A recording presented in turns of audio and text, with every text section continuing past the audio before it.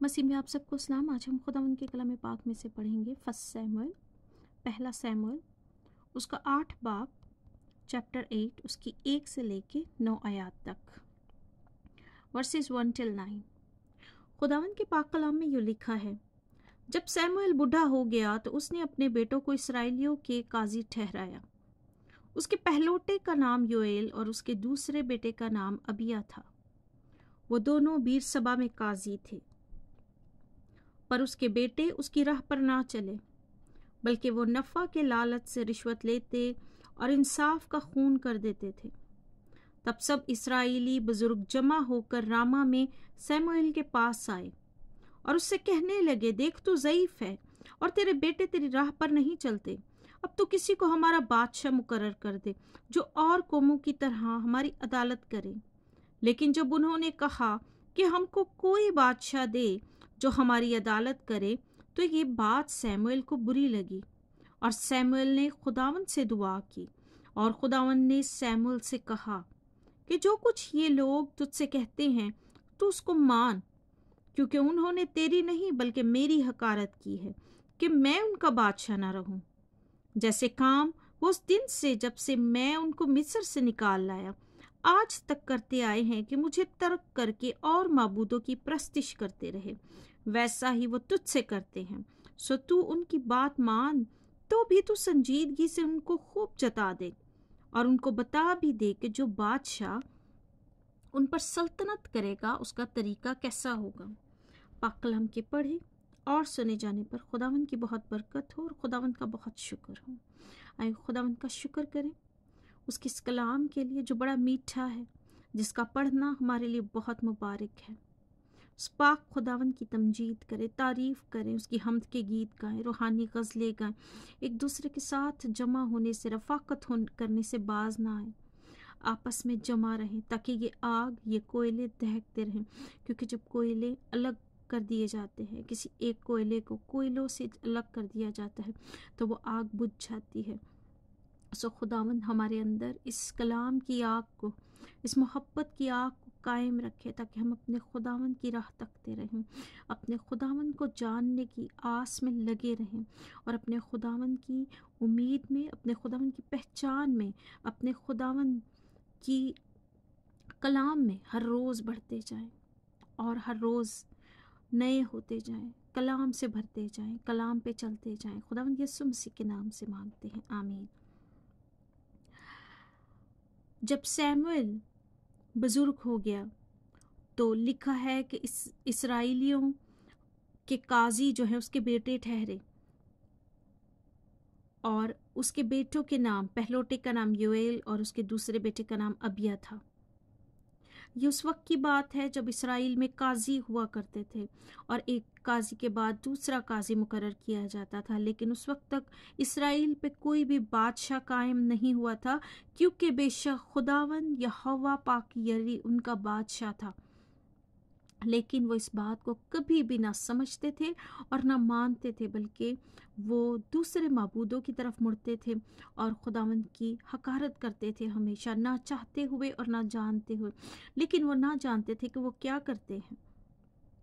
सो यहाँ भी जब सैमुएल बूढ़ा हो जाता है और उसके दोनों बेटे उसकी जगह काजी होते हैं, तो लिखा है कि वो दोनों बेटे जो थे वो सैमुएल की तरह नहीं थे, खुदावंद के पाबंद नहीं थे, खुदावंद के हुक्मों पर नहीं चलते थे, शरीयत पर नहीं चलते थे, बल्कि रिश्वत लेते थे और जो है वो अच्छे इंसान नहीं थे, नफ़ा के लालच करते थे, रिश्वत लेते थे, इंसाफ का खून कर देते थे, यानी वो खुदावंद की राह पर नहीं चलते थे।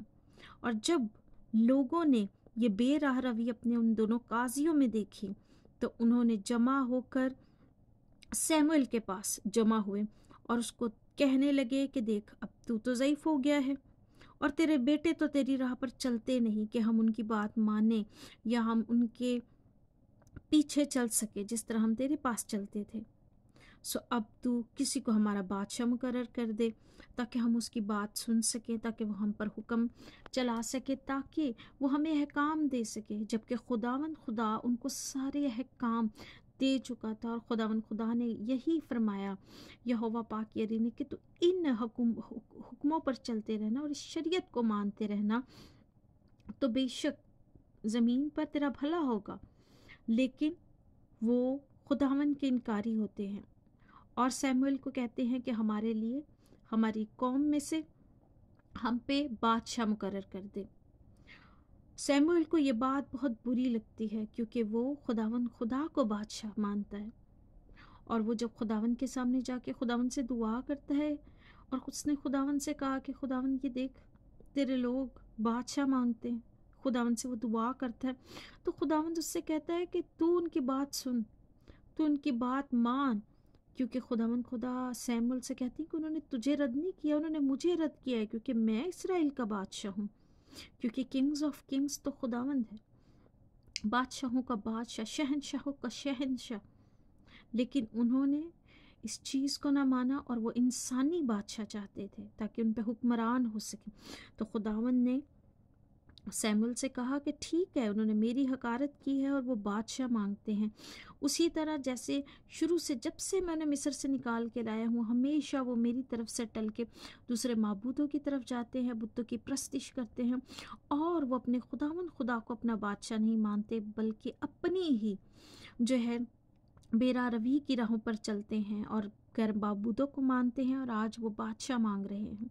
सो खुदावंद से कहता है सैमुअल नबी से कि तू उनकी मान, लेकिन संजीदगी से उनको इतना ज़रूर बता दे कि बादशाह कैसा होता है, बादशाह के क्या तौर तरीके होते हैं, बादशाह क्या चाहता है। सो बेशक हम हिस्ट्री से लेके आज तक देख सकते हैं कि बादशाह अपने फ़ायदे को देखता है, बादशाह टैक्स भी लेता है, बादशाह जो है अपनी हुकूमत को, अपने महल को सबसे पहले जो है भरता है, अपने आप को जो है सबसे पहले भरता है, उसके बाद वो रियाया को जो है अपने से बाद वो रियाया के बारे में सोचता है। एंड ऑल्सो जब बादशाह आता है, तो जब कहीं भी जंगें होती हैं या कुछ भी होता है, तो बादशाह अपने लिए लोगों को मुकर्रर करता है, वो मिलिट्री फोर्सेस बनाता है। सो बहुत से लोग इन चीज़ों में मारे जाते हैं, लोगों को अपना हिस्सा बादशाह को देना पड़ता है, अपने खेतों का हिस्सा, अपने माल का हिस्सा, अपने असबाब का हिस्सा, अपने जानवरों का हिस्सा। सो खुदावन सैमुअल नबी से कहते हैं कि ठीक है, ये लोगों ने मेरी हकारत की है, वो बादशाह मांगते हैं, वो मुझे बादशाह नहीं मानते, उन्होंने तुझे नहीं बल्कि मुझे इनकार किया है। सो तू उनके लिए उनकी के बात मान ले, लेकिन उनको बनाने से पहले उनको ये ज़रूर बता दे कि बादशाह कैसा होता है और बादशाह के तौर तरीके कैसे होते हैं। लेकिन हम बहुत नादान लोग हैं, इंसान हमेशा से इसी सरिश्त का रहा है, गुनाहगार और देखे हुए पे यकीन करने वाला। आज भी हम इंसानों की मान के चलना सोचते हैं और इंसानों की मान के चलना चाहते हैं। हम बहुत सारे नंबर्स के साथ जाते हैं कि ज़्यादा लोग जो चीज़ करते हैं हम भी वो करें, लेकिन हम ये नहीं देखते कि हमारा खुदावंद क्या चाहता है, हमारे खुदावंद की क्या मर्ज़ी है। बेशक हमारा खुदावंद बादशाहों का बादशाह, शहनशाहों का शहनशाह, हकीमों का हकीम है।